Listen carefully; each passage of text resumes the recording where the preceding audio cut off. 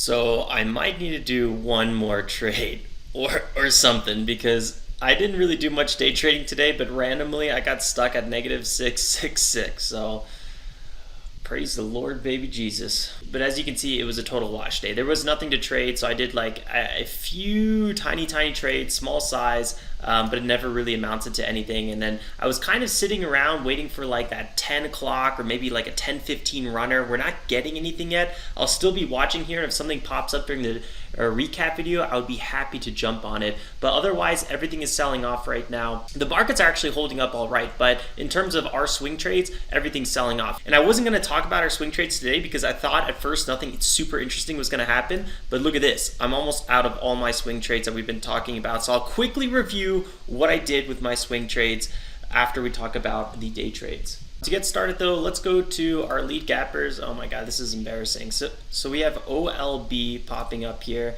And on the daily, well, again, one big downtrend, kind of the pattern we've been seeing across the board.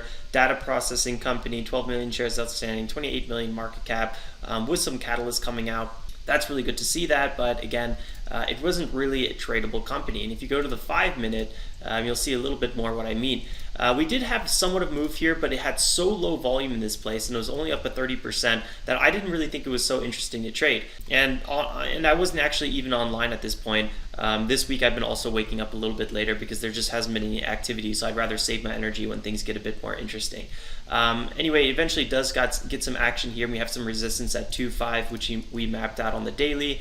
We had former support, new resistance, and now a new resistance again, or resistance showing up again. And what that looks like on the 1 minute, let me realign the 5 minutes so you can get a good overview as well, is basically crept back above VWAP. But look at this volume. I mean, we're dealing with like 100 at best shares, 100,000 shares being traded per minute on better minutes. So it's really low volume. And this pops up quickly. I thought maybe we get a run here to 255, which we actually did. And so we were getting in this move. I was buying into it. I didn't sell quick enough, but I had really small size, and I got out right around here for a small scratch. And then I did a little bit of a dip trade here, thinking this was oversold and it was going to maybe have one of those Colby shakes where it just sells off and then jumps back up, but that didn't happen either. So two really small size trades. I really wasn't even taking it so seriously. That's why I was trading with small size. Obviously, what I would really like to be doing is like 5,000 shares on this one. So you can see I never even got remotely close to that size, and that's what I mean by there's just totally no opportunities today. We had MDJH pop up as well. I'm up $20 on that. I mean, it was a scratch day. I mean, it's really what it was today, a total scratch day. Also, a backside pattern here.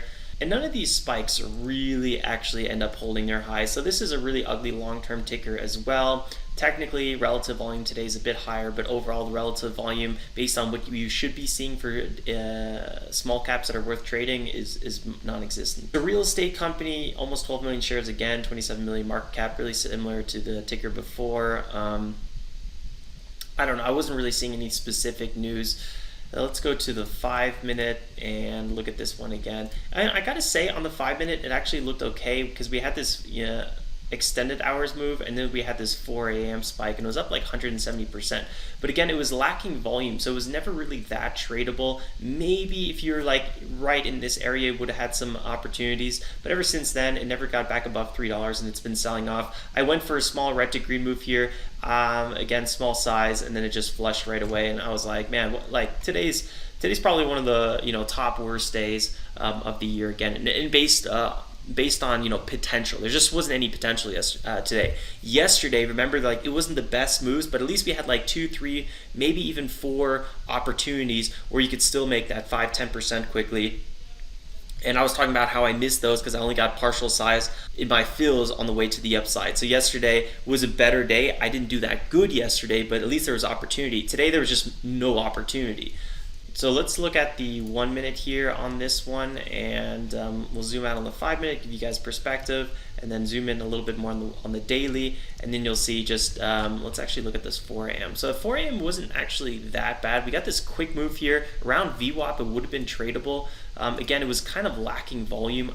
Honestly, for a $2 stock, I don't really want to be trading it till it's at like 300 or 500,000 shares being traded per minute. So even though this is like looks kind of good, it ended before it really began, and also the amount of shares being traded were just really, really small. So not that exciting. And then once it dips below $3, we're stuck in this range and having all these fake outs here. And right now I'm not really that interested in trading the range or backside. So to me, this ticker was just never really that interesting. And again, I'm kind of like hoping something's going to pop up, because sometimes we get these later setups like 10 o'clock, 10:15, 10:30, but so far nothing has popped up on the scanner that's been worth trading. So I think I might just call it and leave it at that. Although maybe just one quick trade wouldn't hurt to get rid of that 666. What I could be doing is looking at some large caps, because mid and large caps have been selling off heavy today, especially everything that we're pretty much selling. So let's just go through some of the swing trades that we've been unloading on. I've been, kind of taking my losses on some of them. Some of them actually ended up profitable, but mostly cutting my losses. Let's quickly go through the board here. QS, for example, big sell-off. We had that bounce, closed out most of the position, came back, bought again, came back to this resistance zone, closed it out, and then we're starting our sell-off today. A lot of these tickers are down like almost 10% from the open. Another example, Clove here. Look at this sell-off. This is just brutal. Actually, I should probably day trade this one right now. Oops, what did I just do? Yeah, big sell-off here. What is this? That 12% sell-off. So same situation that we did with QS. This ticker was selling off. I closed it on that initial bounce. I rebought here. I closed it again, closed more. I think I'm fully out of this position, and I'm looking to buy back soon. I might day trade it before I buy it back in my swing portfolio. Oatly, similar situation. Big bounce, sold, bought, sold, and then waiting for that buyback. Space, yeah, similar situation here. I'm not going to constantly repeat myself, but on the daily, what I'm looking for is, all these tickers are down so much still that I do think we could get some really, really good trading opportunities. I mean, a lot of these tickers are down, like, I think Clove is down like 92% from all-time highs, and this is a company sitting on cash and expanding. So it's a bit weird. Or even LM&D sitting on cash and expanding. So it's very, very weird. These are huge bottom bounces we've had. I think Clove is up around 40%. Let's actually go to Clove from the lows. So yeah, here you can see, I mean, we're talking about like a 92% sell-off or so. And then if we just go to the 15-minute, this bottom bounce was a 42% move roughly. Let's just say 40 to keep it simple. And right now it's having that big sell-off. Really, really volatile ticker. A lot of sellers coming in now. And I'm ready to reaccumulate Clove for sure. I think I'm going to give it a little bit more time. It looks like if I re-entered pretty much now, I would have some sort of average. So I pretty much would be buying where I bought back. So this whole move, it's like it just didn't exist in a way, because I sold a little bit too soon right around here. So I'm going to wait if we can kind of let this thing sell off a little bit more. I was lucky to, sell right before the market opened the rest of my shares. But this is the market we're in right now, where overall the bearish sentiment is strong, which means you have these slow climbs to the upside, very, very exhausting climbs to the upside. And the second the momentum fades, fear takes over, and these tickers just fall off a cliff. And that's really what we're seeing here. I'm going to put an alert as we kind of break this 269 zone, which seems to be some really good support. If you noticed here, we had a sell-off, we had a retest.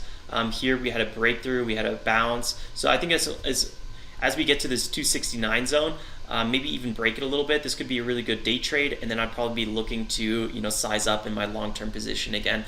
Keep it really, really simple. Because like I said, I think a few days ago, I don't want to over trade my swing trades either. I would like to kind of start sizing into them and then forget about them again for a month or two. Because a lot of these positions, even if this ticker like goes to zero, has such a high chance of having like a 50 to 100% bounce. Easy. I mean, a lot of these are meme tickers, so it's just like it's crazy. Coin is another ticker like that. I'm really bullish long term on Coin. We did J trade this ticker a little bit.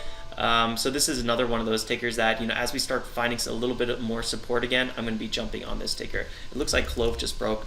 Let's go zoom in on this one. Oh yeah, there it goes, 269. So I'm going to get back to trading, guys. Thanks for tuning in. Don't forget to drop a like on the way out. I'll see you guys then first thing tomorrow morning. Consider subscribing if you're new, and like always, stay safe and make some awesome trades. Ciao, ciao.